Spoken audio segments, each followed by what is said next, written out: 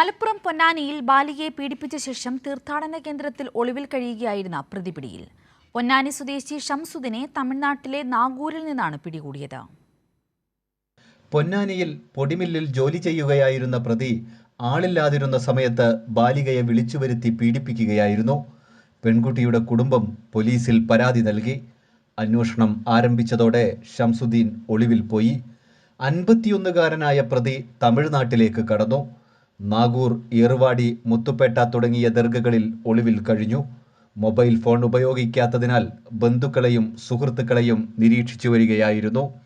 നാഗൂർ ദർഗയിലുണ്ടെന്ന് മനസ്സിലാക്കി അന്വേഷണ സംഘം അവിടെയെത്തി. തന്ത്രപൂർവ്വം പിടികൂടി.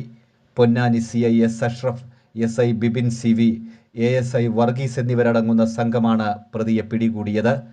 10 വർഷം മുൻപും സമാനമായ മറ്റൊരു കേസിൽ ഇയാൾ പ്രതിയായിരുന്നു. ഷംസുദ്ദീനെ പൊന്നാനി കോടതിയിൽ ഹാജരാക്കി റിമാൻഡ് ചെയ്തു. കൈരളി ന്യൂസ്, മലപ്പുറം.